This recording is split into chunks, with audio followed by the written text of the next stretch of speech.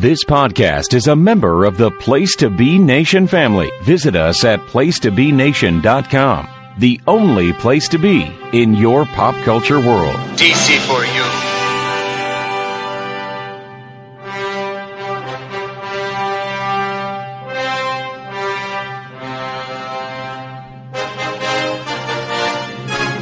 DC4U.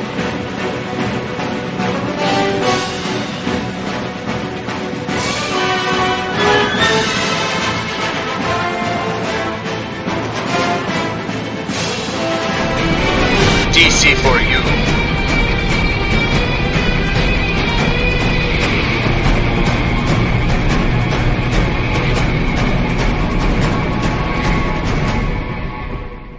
DC4U.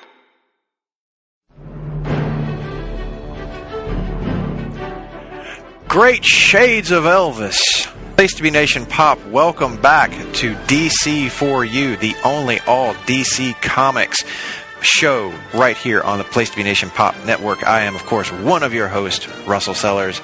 Joining me on this journey, as always, from right here in the base of Quiznos, adjacent to the Fortress of Solitude, is Mr. Todd Weber. How's it going, Todd? You know, it's so early 90s in here, I can't even stand it. I know, it's killing me. Got my sport coat and my acid wash jeans on and I am just digging it. Are you wearing a denim shirt, a denim button-up shirt? It's an Eddie Bauer brand denim shirt. I knew I could count on you to be fashionable.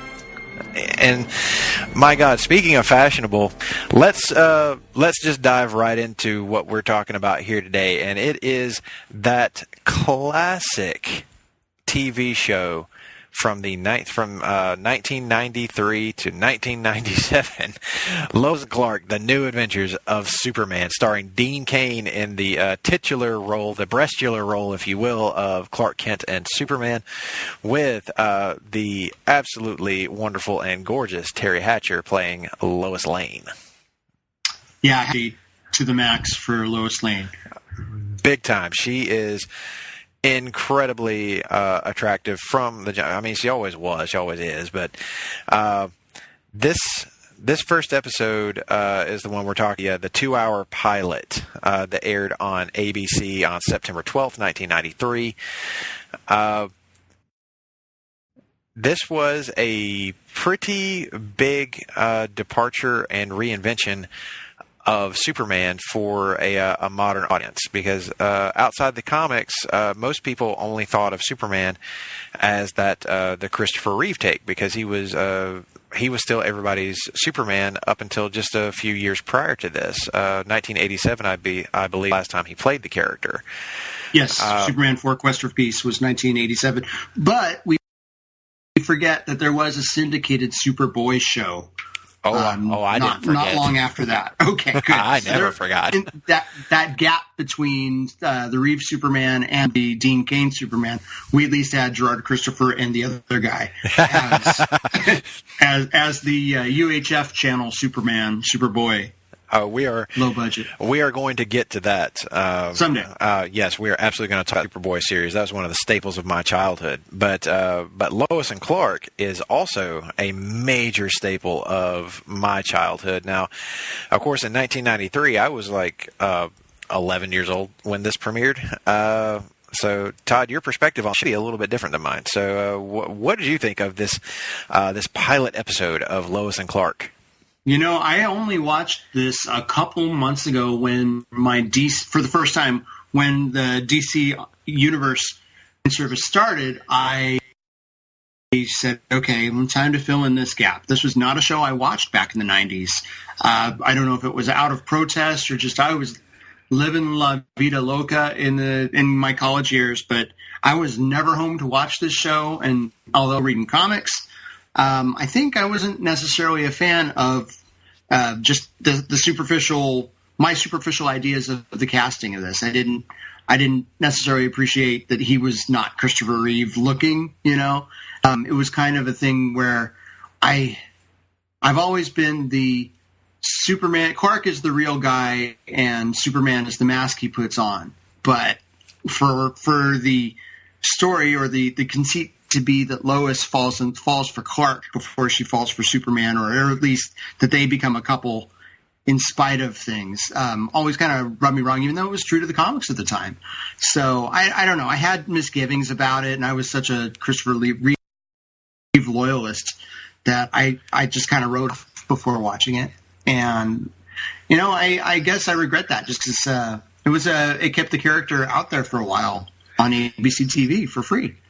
Yeah, it ran for 4 seasons, all the way up to 1997. But I mean, we're not going to get in depth on how the show evolved or what it eventually became. But here at the beginning, one of the principal differences between this and pretty much every other iteration of Superman or even Superboy that we alluded to out there was this show put the emphasis very much on the Clark Kent side of the character. There's not a lot of talk about his alien heritage. We don't really spend too much time on the end of him. This is so much more about his relationships with the people that work at the Daily Planet, and with, much to my delight, his relationship with Ma and Pa Kent, who are absolutely wonderful in this show. That is absolutely my favorite part of the show. It kind of reflects what was going on in the Death of Superman era, you know, with that tight-knit relationship between Clark, Ma, and Pa. You know, it's almost the Jerry Ordway art almost comes to life during this. It really does. It is so wonderfully done.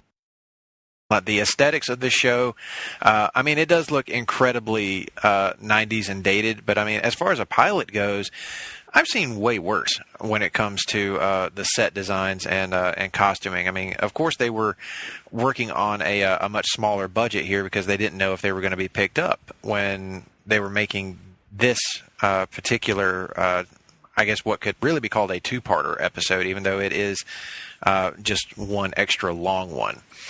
And I guess we should tell the people a little bit about the plot here. It is Clark Kent's very first day in Metropolis. He is jobless and homeless, essentially. So he's trying his hand at getting his big reporter job at the biggest newspaper in the world, the Daily Planet. He has kind of traveled the world, as we learn as the issue, or as the that he's got experience writing stories, but nothing on the level of what the Daily Planet does. So he struggles quite a bit trying to get Perry White to give him a shot. And big shouts to the late Lane Smith, who is still to this day my favorite iteration of Perry White. Tremendous performance from the start. Yeah, he nails the character, and because the show ran for so long, you're really able to give Perry a depth that you hadn't really seen in, say, the Superman movies, Jackie Cooper as Perry White. So Lane and his dentures and his Elvis affectation are very, very appreciated here. Great character. Holds his own with the leads of the show throughout the run. He steals the show for me. Even in this pilot episode where he's very much meant to be just a supporting character, but every time he's on screen, he's genetic. This guy is it when it comes to Perry White for me. When I read Superman comics now, I put a Southern inflection on his voice just out of my love of this version of Perry White. He's too good. Like, I have no real love for the catchphrase "Great Caesar's Ghost." To me, it's always going to be "Great Shades of Elvis." It will always be Great Shades of Elvis. He is so much better. If I'm ever given the reins of a Superman comic, you can damn well bet I am going to be writing Great Shades of that dialogue. Yeah, and apparently the actor is from Memphis. Yes. So, you know, there is the connection there. So he brought it to the character. He said, "Hey, directors, let me throw this in," and I guess it stuck. So you know, he doesn't have a cigar often enough, though, for me. I'm back and forth on that. Like, I can take it or leave it. But one thing that I also really appreciate about his performance is how he brings the journalism aspect to this show. which is something that gets kind of glossed over sometimes in Superman stories. They spend a lot of time talking about maybe the personal life of Clark and Lois, or maybe they get into the head of Superman as a character.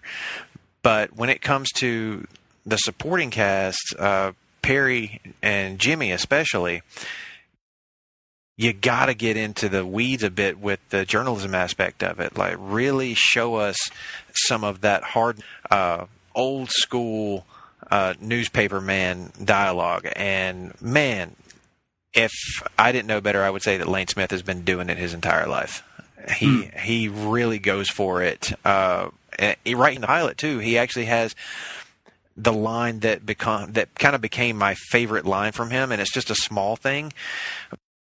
But he, at one point, is going over a story that Lois and Clark and Jimmy all kind of collaborated on, that's on some hearsay and some kind of like flimsy evidence. Like, they don't really have all the pieces there to make the story stick. And Perry, like, after very sarcastically looking at them and asking he is expected to run this, he interrupts their response by saying, "Facts. Hard facts. Go out there and bring me some." And that, I was like, that's a home run. That is everything that I want out of Perry White.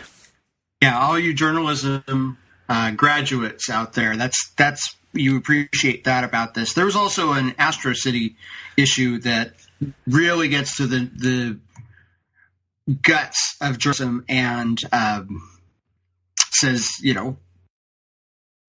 what do we report? We can't report anything we don't know. It has to be facts. And so this editor keeps rejecting the story until it's just nothing but very simple facts with no and I'll find that issue to reference, because it's probably my favorite thing, comic book story wise, about a journalism reference, because they in the stories, especially Superman stories of old, they gloss over those aspects of it. They're telling the story of Superman more than they are telling about Clark and Lois and their jobs. Yeah, and that's what makes this show, I think, so refreshing, especially this episode, that we spend so much time with just Clark and getting perspective, getting what it's like to have all these powers, but he's trying so hard to be human, because that's really who he wants to be. He is, unlike some people's more soul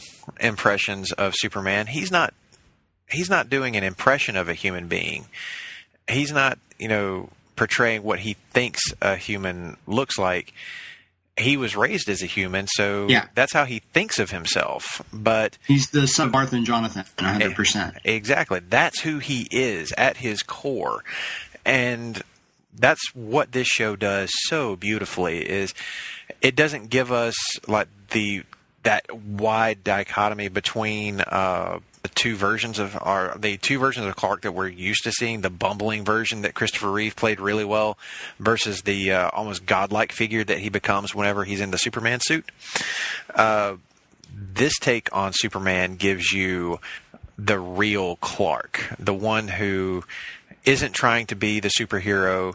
He's not trying to be the reporter. He's just himself. He's that small town, raised on a farm, Cain's all-American guy who really does just want to do the right thing and live in a just world and try to help it become that.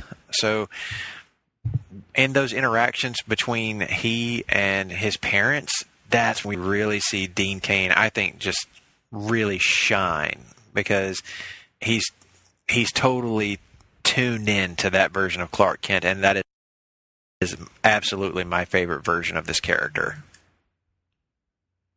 So, what were your impressions of the three different versions of Clark that we see in this show? So we're saying we have Superman Clark, which is the mask, the confidence, the cool, like cooler than thou Superman. And you have Clark, who has more self-esteem than we usually see Clark Kent have. And then we have Clark with his parents. Is that what we're saying is the third version? The version with his parents is the real him. That's the real Clark, yeah. So I guess I struggled with a likable, handsome Clark Kent for a long time, just because I was raised on the Christopher Reeve. Clark Kent is such a buffoon. So that to me is a third Clark Kent too, if we think about that one. And to me, the differentiation between the two Clark Kent personas is not as strong, but I guess I get it a little bit more now. You know, there's professional Clark, and then there's vulnerable Clark. And so I see it a little bit more, having watched it a couple more times. I think it's very important to note, and they didn't make a big deal about this, but Dean Cain is half Japanese. Yes. And they don't, nobody knew that back in the day. He takes on his middle name as his last name instead. His father's Japanese. And so I thought it's very interesting that I didn't know that wife did. She pointed that out to me. It's like, there should be more representation for Asian Americans. And oh my gosh, I forgot he does wear the denim shirt in this. In the pilot, he is wearing his denim shirt. It's so 90s, but great at the same time. Slightly longer hair, not quite a mullet. It's almost a mullet, but not quite a mullet.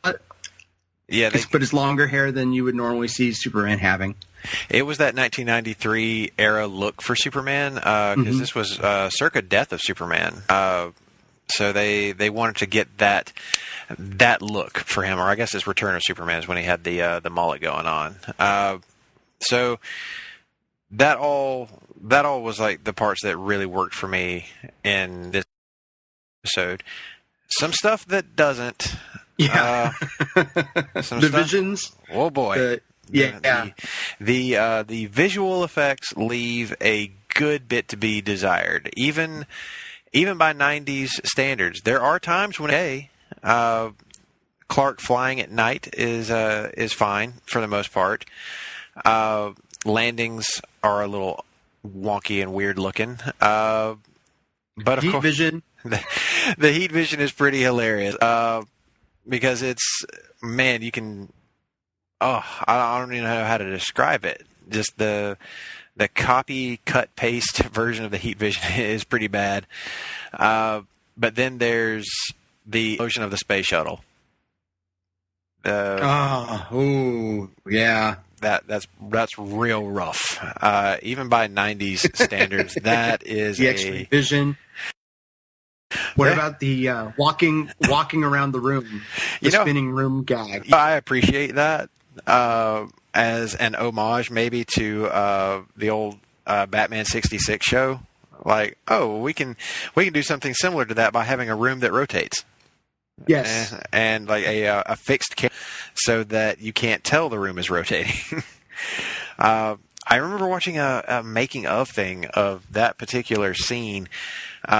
I think it was on Entertainment Tonight because they were just so like impressed at the time with the practical effects of a Superman show like this. And yeah, it was impressive for the time. I remember being a kid and thinking, wow, that's really neat that's how they captured this shot. Of course, when you watch it now, it sticks out like a sore thumb, but it is what it is. It's if you have to judge it by 90s standards, it's not that 90s bad. 90s standards, yep. There are worse things out there.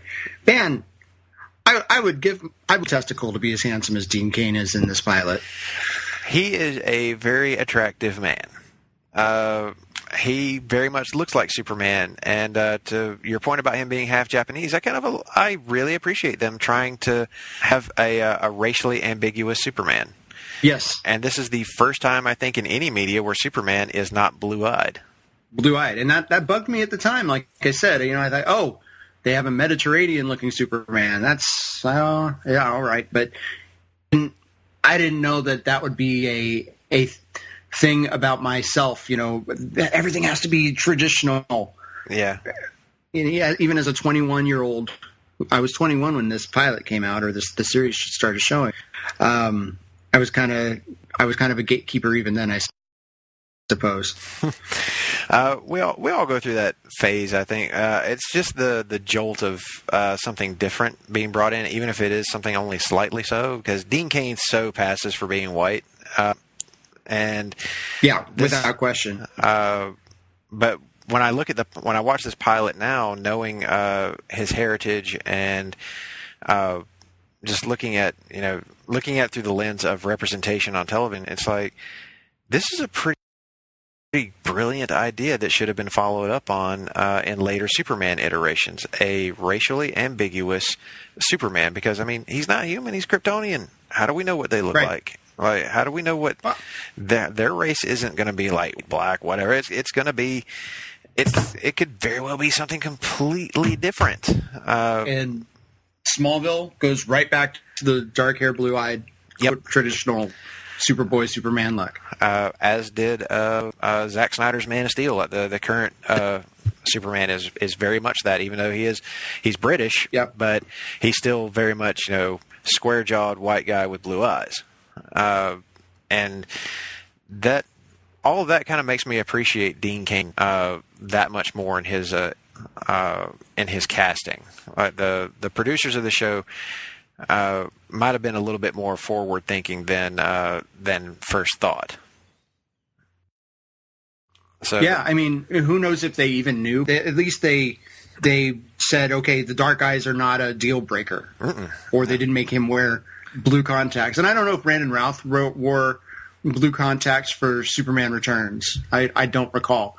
But even as much as it was an homage to the Richard Donner Superman films, if they did that or not. One thing that isn't faked is the chemistry between Hatcher and Cain, which is tremendous from the get-go.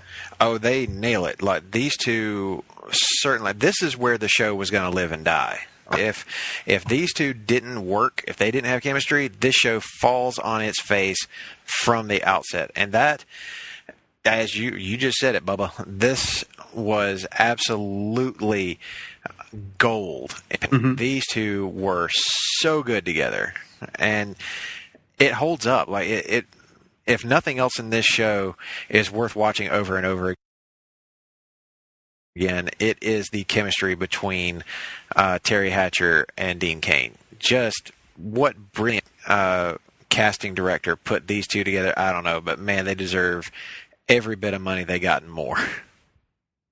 Yeah, and this was the last time a DC property was associated with ABC. I don't know if ABC was Disney owned at that point, but it's kind of interesting that maybe somebody who made that decision went on to work on the bigger end of casting for Marvel, because this is great casting. They nail it. We were talking about 2-hour pilots. There aren't 2-hour pilots anymore. I mean, the last one I can think of that I watched was maybe Lost. I don't know. Can you think of any other 2-hour pilots? I guess Agents of S.H.I.E.L.D. might have been 2 hours too. Yeah, maybe it's a rarity. Anyway, so I mean, that kind of, I guess that shows how much confidence ABC had in this show to say, all right, we're going to shoot this 2-hour pilot episode and allow it to air as a 2-hour episode. Like it's movie length, and it feels kind of like albeit a low budget one, a Superman film.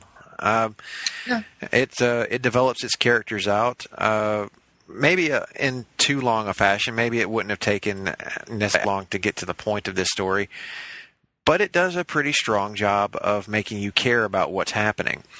And one other character that we haven't touched on that we absolutely must, because he is an integral part, especially of this first season, and that is John Shea's Lex Luthor. Yep. Corporate, eccentric, cool, handsome, real hair. Yes, that's his real hair, and yet he stared down a cobra, sort of. Yeah, the first time we meet him, basically. You said it, man. What a cool version of Lex Luthor. I am very much on this take on Lex. It was absolutely great the first time I saw it. He's amazing in pretty much all of his appearances, which he's only a cast regular in this first season. But he does appear throughout the series. He is an ongoing presence, but as like main cast, like in the opening credits, not listed as a guest star. This is his only full season, and that's also true of one other mainstay, and that would be Tracy Scoggins' Cat Grant. Right, very very early '90s. Cat Grant. I got to tell you, man, I remember being a kid and thinking that she was really, really hot, and now that I'm older, I'm like, no. No, give me Lois. Yeah. No, she is not no. That, she is not. There's a lot of awkward. Yeah, there is a lot of, I'm trying not to be mean here, but she's a bit mannish. She's a bit mannish. That's a man, baby. That's a man. That's no woman. That's a man, baby. And she's constantly after Clark, which is also like a source of great comedy. I think it's funny whenever she's hitting on him, and he's like, "If I were a angrier person, I'd probably be walking down to HR right now and reporting you for sexual harassment." But yeah. It's such an interesting kind of relic, but still entertaining. This whole pilot where they, Martha sews his costume, kind of that sequence is almost out of the Man of Steel, John Byrne miniseries. It very much is. I loved that sequence. Set to that classic song, "I Need a Hero." What a musical montage that was. And I mean, we haven't really touched on much of the overall background plot of the show. Of course, it being that they're investigating possible sabotage into a shuttle launch that's supposed to be for disease research in zero gravity environment on board a station orbiting Earth. Of course, it all turns out to be a plot by Lex Luthor to sabotage the whole thing so he can build his own private one and make a bunch of money off of it. But that's really just more or less the MacGuffin of it all to give Superman a reason to exist. Yeah. Why does Superman go public? Why does he show up and then Clark gets the story, or at least that's kind of the Man of Steel origin, is he saves the shuttle and writes the story. In this case, a lot goes on. In this case, it's Lois who's definitely going to be getting the story. He just made that decision to go public as Superman, and that was a nice touch. But unfortunately, Lois is fully fooled by a pair of glasses. Because there's not a lot of difference between Dean Cain with glasses and Dean Cain without. It's like if you even bother looking at his face, you'll be like, "Huh, that's definitely the same dude. Same chin, same ears. The hair gets slicked back, but the thing John Byrne did to differentiate Clark and Superman from people who would see both of them would be he would never let himself be photographed as Superman. He would vibrate his face so fast that nobody could get a clear picture of him. Now, I don't know how long they kept up that conceit, but they definitely don't refer to that here because, boy, it's pretty darn obvious. That's one thing I had a criticism of this portrayal of Clark. I mean, Christopher Reeve slouched and was clumsy and bumbling, and they're trying to make Clark cool and relevant and lovable here, but there's just not enough difference between Superman and Clark. But we buy in, it's comic books, it's silly, doesn't make sense. Yeah, it's easy to buy into the show because of how charming all of these characters are, like the versions that they portray on screen. But if, like you said, if you start thinking about it a little too much, there's really no reason anyone should be fooled by Clark's disguise here. Now, in modern comics, a lot of times artists will portray Clark as wearing clothes that are way too big for him to make himself look a little more overweight, and to also have him slouch and kind of raise his voice an octave, which is something, of course, you can't hear in comics. But that's Frank Whiteley makes me think of that, the All-Star Superman version of Clark. Yeah, very much so. Like he does that. He makes Clark not bumbling and silly like he is in the Christopher Reeve movies, but just more of a meek personality. Someone who's like very non-confrontational, a people pleaser, like somebody who's just trying to make everyone around him happy. To avoid conflict at all costs. And then whenever he's Superman, he's standing upright. He's wearing, a skin-tight suit, no glasses, hair changed. So he could conceivably look like a completely different person, carrying himself with a lot more confidence. Now, the degree to which that works probably depends on your ability to suspend disbelief. And without question, or how much you are sexually invested in either of the lead characters, which is greatly on both accounts. Heyo, no lies, me too. Yeah, it's straight up like this. This is a pretty solid pilot overall, I think I would say. So what's your overall verdict on Lois and Clark's pilot? B. A B. It's a B, grade B. I would definitely watch it again, but I'd probably watch it for Teri Hatcher reasons from here on out. I get it. It's fun enough. I wish there was more DC lore, Superman characters besides the ones we're introduced here. I wish there were more guest stars, a la the Arrowverse. It's Superman on TV, and it brought us Teri Hatcher. So there we go. And I think I'm going to go there. I'm going to go with a high B. It's almost a B plus, not quite there, but a solid B grade, one that is certainly worth watch. And you can watch the entire series on DC Universe right now. One of my favorite parts of that app was that the entire Lois and Clark series was loaded from day one and has been there this whole time. So I don't think it's going anywhere. This is one of the best reasons to invest. You can watch this entire series. So I think we'll probably revisit this series again in later episodes. We'll pick another classic episode or two to dive into from the other 3 seasons of this show. There are certainly some fun and classic ones, and there are some oddball, weird as hell ones too. Maybe the wedding episode. That's one. Or the Lois striptease episode. There we go. Now we're talking. Now we're getting into the one that people. That's the one that's going to put butts in seats, as they say. But with that brings us to the end of another DC4U episode. We're glad that you guys joined us on this one. It was a fun time talking Lois and Clark, The New Adventures of Superman, Episode 1, the pilot. So, if you want to talk more about this episode and more offerings on DC Universe, more Superman as we've been doing all month long so far, join the Place to Be Nation Comics group on Facebook. Request, we'll add you, and you can comment on this and all the amazing shows that we've got going on in the comics feed. Follow at PTBN Comics on Twitter, and you can stay up to date with all of the shows that we're putting out there. And of course, you can follow Todd and I individually on Twitter and Instagram. You can find me at Russell_Sellers on both. Todd, where are they going to find you? At Guitars of Green on Instagram, at Todd Weber Guitar on Twitter. Subscribe to Place to Be Nation on iTunes, review and rate us.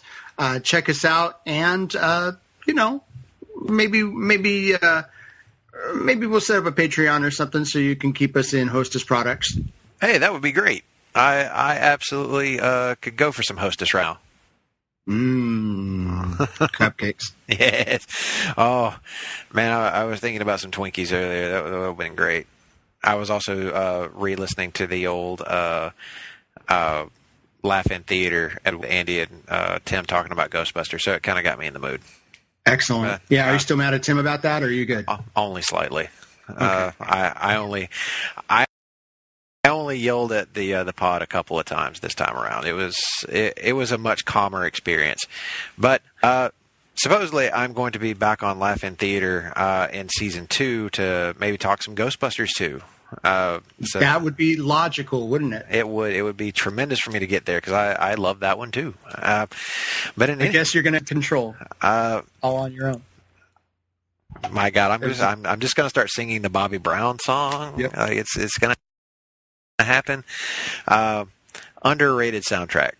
People, and it's underrated movie to me. It's still Ghostbusters. Exactly. It's incredibly quotable, but I'll get to that all at a later time. I don't want to steal Andy's thunder here. But we can. You guys can expect even more from us coming up in the very near future. Of course, we are in season 1 of our show, and we're gonna get as much content as we can here in season 1, and then we'll see where we go from there. But thank you guys again for joining us on DC4U. DC4U. We will see you next time.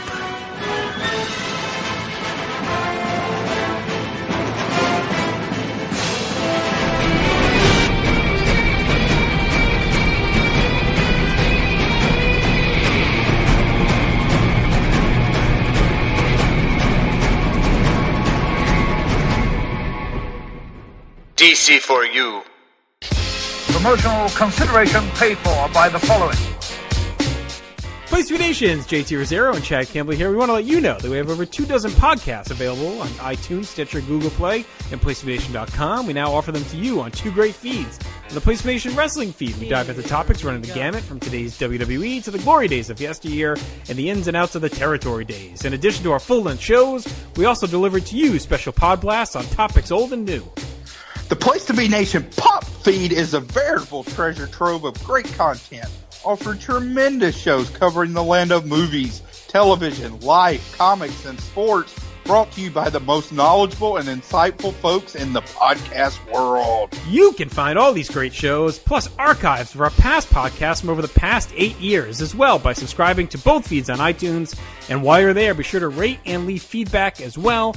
All of these shows, plus others, available on PlaceToBeNation.com, where we cover pro wrestling, sports, movies, comics, plus in-depth search projects, and much more. Be sure to support our site by using www.PlaceToBeNation.com/Amazon when doing your online shopping. And we want to thank our friends at Boneheads Wing Bar, ProWrestlingOnly.com, and TheHistoryOfWrestling.com as well. Be sure to follow us on Facebook, Twitter, Instagram, and Tumblr. PlaceToBeNation.com, the only place to be in your pop culture world.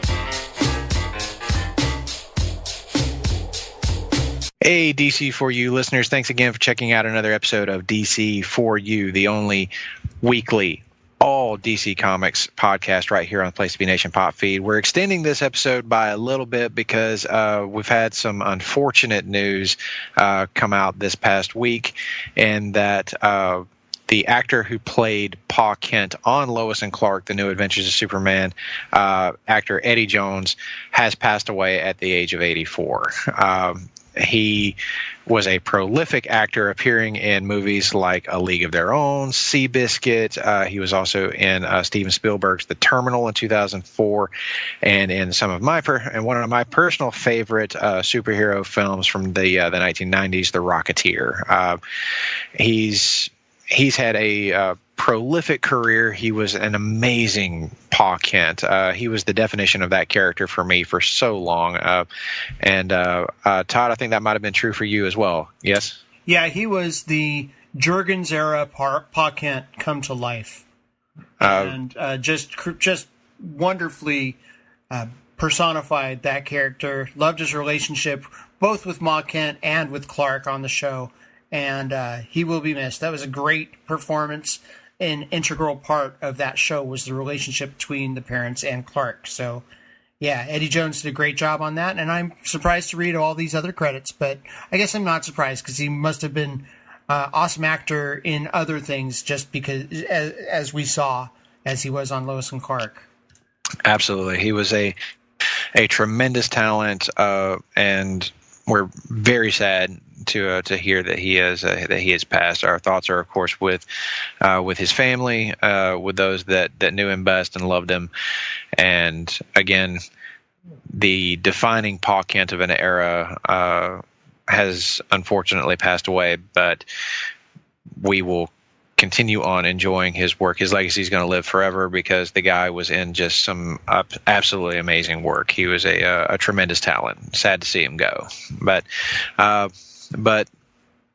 in addition to that, we also have to tell you guys about some other things that have been happening here on Place to Be Nation Pop and on the Place to Be Nation Wrestling feed. So with that, we'll get into some of the other shows that you should be checking out before you surf on over to any other feeds or any other shows. Of course, Todd and I are members of the Sarcastic Four.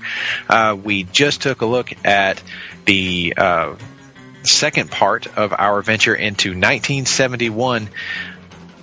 And it's the first time that we've done a 3-parter episode, and oh boy, is it's certainly something. We looked at the worst Hulk issue ever, in my opinion. It's hard to disagree with that.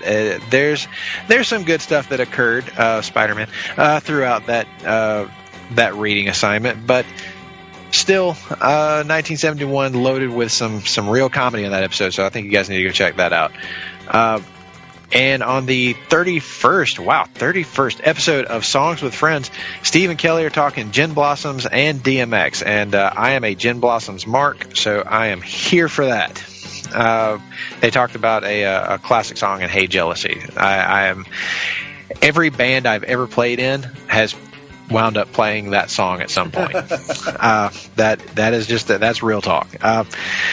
And of course, our brethren over at the Hard Traveling Fanboys are continuing with Spider-Man month, a month near and dear to my heart as a big Spider-Man fan. And they're looking back this week at the 2002 Sam Raimi directed Spider-Man film, a movie that does not age all that well, but it is still a fun time with some truly great scene-chewing performances.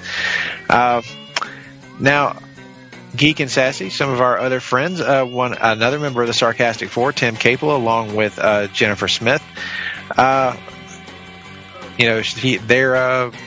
already screwed this up because Geek and Sassy is not hosted by Tim Capel. It is in fact hosted by Jennifer Smith. He is just guesting on the show. That's right.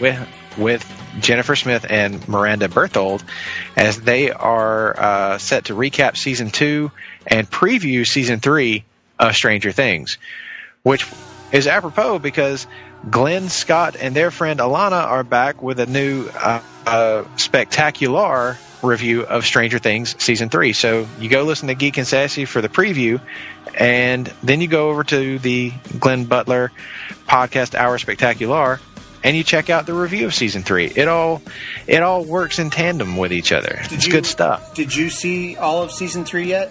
I did. Elizabeth and I just finished watching Season 3, and spoiler alert, we were both huge fans of it. Well, yeah. And Back to the Future references galore. She's never seen it. Oh, man. I know. Wow. I'm still shocked, and I'm trying to talk her into at least watching the first one. That's gonna happen. It has to. Yeah. But speaking of great things from the 80s, the greatest song of the 80s tournament continues. We're getting like 6 polls a day at this point for round 1, and everybody can get in on the action. You can go like the greatest song of the 80s tournament Facebook page. Every day it's going to put up 6 new polls, like songs randomly picked to go head to head against each other, and you vote on it. Like, make your voice heard that way. You can vote twice if you do it on Twitter when they post the polls there. So make sure you get in on that. Todd, I don't know about you, but there have been some matchups that were just like no-brainers, but then there have been others that were just like pearl clutching, fist pounding on the desk, difficult to make a decision on. Yes, there have been some competitive matchups, some struggling ones I really struggled with. Is this a song I like better, or is it just something that's more important to the 80s? Today I had to make a very difficult choice. Madonna's Like a Prayer versus Murray Head, One Night in Bangkok from the musical Chess. And I am a musical theater nerd. I am not ashamed to tell you. If you follow me on Twitter, you will see occasional references to Cats and Les Miserables and Starlight Express. But One Night in Bangkok, That was a Broadway show, or a song from a Broadway show that ended up on the pop charts in 1985, 1986 or so.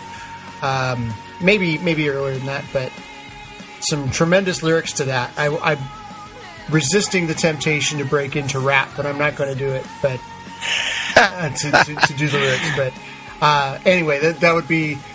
You want to hear a complaint about a live read? It would be me singing the lyrics from One Night in Bangkok. Anyway, overall, the Place to Be Nation wrestling feed for you this week.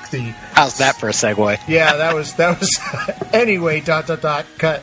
In the 11th episode of Row 1, Seat 1, Ben chats with Evolve, ROH, and he talks about those subjects. This is a great read with indie superstar Kurt Stallion, who was recently on WWE Network Evolve show. So you got to hear his interview here on PTBN Wrestling and then see him wrestle in the same weekend. What a country. On episode 130 of Main Event, your host, Scott Criscolo, and his co-hosts, Nate Milton, Steve Willie, are joined by Sheriff Pete Schermacher, and they talk about 5 shows in 4 days. Good Lord, that's a lot of shows to preview. Hope if you... I got to see some of those shows this past weekend. I was on vacation, but I did see some of Extreme Rules and some of the AEW show. So, pretty good weekend. Yeah, we had the same. I watched at the show at AEW. What did you see? I definitely watched AEW because it was fantastic, top to bottom, just a great card, and was trying to be eagle-eyed to find our friends, the Hard Traveling Fanboys, as they were in the audience, but I never could see them. There was a weird glare coming from, I think it was the second row, but it may have been the lights reflecting on certain bald individuals. I also did watch Extreme Rules, and it was a pretty solid show overall. There was some down moments, but some really great ones too. And I've watched most of that Evolve show. So, and I've really been loving that tag match that's in there for the tag titles. Whoa! I will check it out. I'm a fan of a lot of the Evolve wrestlers. Of course, you watch Evolve, and the next year half that roster moves up. So Evolve Wrestling is a good thing to get into. Russell and I have actually gone to Evolve shows together. Yes, we have. A couple different ones on Mania weekend. So good stuff. Check out Evolve Wrestling if you haven't seen it before. Tim Capel, Jennifer Smith, and Gregor Bruce are back with brand new talking WCW. They look at War Games from the 90s. Not the 80s War Games from the Great American Bash, but the War Games from the 90s. JT Rosero and Chad Campbell open up 1996 as a pay-per-view year. They are looking at the Royal Rumble on the latest Wrestling Warzone. That's a show that covers the Monday Night Wars between then WWF and WCW. PTBN staff members Jennifer Smith, Drew Wardlaw, and Matt Souza, he of many interesting nicknames, gathered to break down the 1986 Crockett Cup show that recently dropped on the network. A hidden gem, if you will. I did watch much of that, and that's kind of my era of wrestling, or at least Turner Wrestling, I like to call it, NWA/UWF. That was the thing, which also known as Mid-South, along with eventually became WCW. Latest episode of PTBN Podcast just dropped. JT and Scott welcome the great Tim Slomka, a man I have met, to the mothership. They talked the 1989 October Madison Square Garden house show. Good stuff on the network, both on Pop Feed and Wrestling Feed. We are also doing a site-wide tribute on PlaceToBeNation.com to 1994. We are celebrating the 25th anniversary of 1994. Russell was 12. I was 22. I was a youngin'. Yeah, if we're doing the drinking game, I refer to how old I was back in a particular year. But, the show is talking... Girlfriend's name in 94? Girlfriend's name in 94 was... Well, let's see, I had a couple different ones. The first one was a girl named Trish, who ghosted me before ghosting was a thing. And then I hooked up with a girl at choir camp that summer. And then I kind of ghosted her before college started because I knew I was going to hook up with Mandy, the flute player, and then under complicated circumstances, I was going out with Mandy on Friday, and then I had a new girlfriend on Monday named Dory, and Dory and I were together for a couple years. But anyway, I count 4 in there. So for you guys, there were a lot of kissing hookups too. There was, but anyway, I'm sounding really pathetic here, but we just got in good news. Tim Cable just got drunk. That's exactly right. I was like, for you keeping score at home, that's 4 shots you just had to take there, Tim. I hope you did it. All the girls I'd loved before. I only did that to get Tim drunk. Anyway, 1994 had lots of stuff. We're writing about it on the site. A good friend of mine named Michael Didamos wrote about the TV miniseries The Stand, looking at the 1994 Academy Awards, movies like Pulp Fiction, Forrest Gump, lots and lots of good stuff coming up. Also, the Excellent Network Adventure. That's a thing where they go through shows available on WWE Network and watch them chronologically, then write about them. They're looking at Black Saturday from 1984. I don't know if that's a day that there was a lot of sales. Actually, I know what that was. That was a day that Vince McMahon showed up on Turner Wrestling, which was a whole different thing. So you should check out that article. Check out our social media pages, such as Place to Be Nation on Twitter, like Place to Be Nation on Facebook. We've got so much content for you, and it's all free. If you are interested in joining our greatest WWE pay-per-view and TV match ever project, we are doing that too. That's at www.bigelow, as in Bam Bam, www.bigelow34.proboards.com. It's a message board. We have a lot of threads about the greatest WWE/WWF televised matches. All right, that's it for the write-up, or not the write-up, the read-up, the live read. So you have been informed. Thanks for listening to DC4U. Hope that you liked us talking about Lois and Clark. It's late. I'm gonna sign off now. So thanks again, and we will see you next time. Say bye, Russell. Bye, Russell.